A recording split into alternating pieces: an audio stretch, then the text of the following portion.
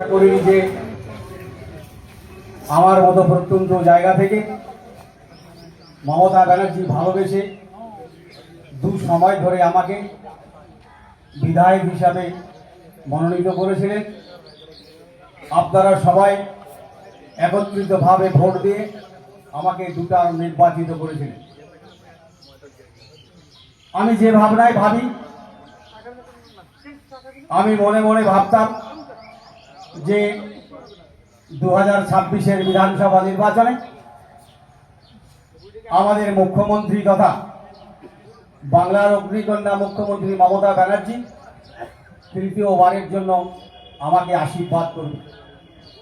আমার সে ধারণা সঠিক হয়েছে। আমি মমতা ব্যানার্জি, অভিষেক ব্যানার্জিকে শুভেচ্ছা, কৃতজ্ঞতা, ভালোবাসা জানাই এবং সঙ্গে সঙ্গে ভালোবাসা জানাই, কৃতজ্ঞতা জানাই বিধানসভা এলাকার, কুমারগঞ্জ বিধানসভা এলাকার, যেহেতু আজকে উদয় অঞ্চলের বর্ধিত সভা, এই বর্ধিত সভায় উপস্থিত, অনুপস্থিত তৃণমূল কংগ্রেসের কর্মীবৃন্দ, শুভানুধ্যায়ীগণ এবং এই অত্র অঞ্চলের প্রধান, উপপ্রধান সহ নির্বাচিত প্রতিনিধি, আমাদের উপস্থিত এই অঞ্চলের অঞ্চল সভাপতি, চেয়ারম্যান সহ আমাদের ব্লকের সহ সভাপতি ফয়জুল মাস্টারমশাই সহ অন্যান্য শাখা সংগঠন সহ সমস্ত নেতৃবৃন্দ, জেলা, ব্লক, বিভিন্ন স্তরে সবাইকে তৃণমূল কংগ্রেসের পক্ষ থেকে জাতীয়তাবাদী অভিনন্দন, পূর্ণ ভালোবাসা জানাই।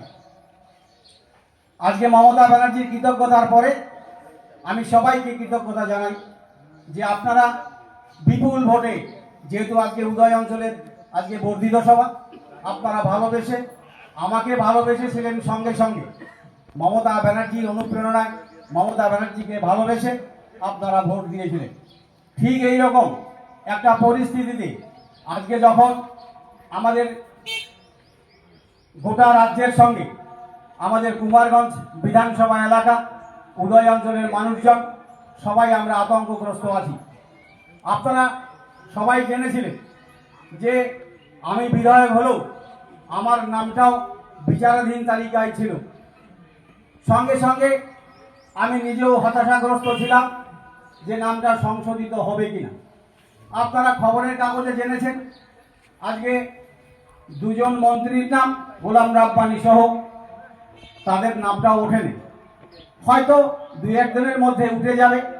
এগুলাতে বিভিন্ন ধরনের মারপ্যাচ, যে নির্বাচন কমিশন তারা বিজেপির অঙ্গলি হেলুনিতে চলছে, আমরা বিভিন্নভাবে আমরা তার প্রমাণ পেয়েছি। আজকে শুধু বলব যে 2026-এর বিধানসভা নির্বাচন অত্যন্ত আমাদের তৃণমূল কংগ্রেস কর্মীদের উপর তাকিয়ে আছে। এই কারণে বাংলা চাইছে, গোটা দেশ চাইছে, গোটা ভারতবর্ষ চাইছে আমাদের চতুর্থবারের জন্য আমাদের নেত্রী বাংলার মুখ্যমন্ত্রী হোক। আজকে প্রত্যেকটা বিধানসভা এলাকা অত্যন্ত গুরুত্বপূর্ণ। নির্বাচনের ফলাফল কি হবে হিসেবে দাঁড়িয়েছে, তাদের আপনাদের উপর মমতা ব্যানার্জি ন্যস্ত করেছে। দেখা গেল জেলার প্রত্যেকটি 6টি সিট অত্যন্ত গুরুত্বপূর্ণ। এইবার এই 6টি সিটের উপর নির্ভর করে আজকে আমাদের নেত্রী বাংলার ক্ষমতায় বসবেন কিনা সেটা নির্ভর করছি। আজকে আমরা সবাই একত্রিতভাবে আমরা সেই কাজটা করব এবং আমরা আজকে শপথ নিব। এই বর্ধিত সভা থেকে আমরা শপথ নেব যেন আমরা মুখ্যমন্ত্রীকে আশীর্বাদ করি, যেন আমাদের এই কুমারগঞ্জ বিধানসভা সহ আমাদের অন্যান্য যতগুলো বিধায়ক উনি যাদের নমিনেশন উনি দিবে, যেন উনি আবারও চতুর্থবারের জন্য উনি মুখ্যমন্ত্রী হতে পারেন, সেইটা আপনারা আশীর্বাদ করবেন। আজকে ঠিক এই সময়ে দাঁড়িয়ে আজকে আমি নিজের অঞ্চলে, আমার যেখানে বাড়ি সেখানে 4টি অঞ্চল হিয়ারিং হয়েছে।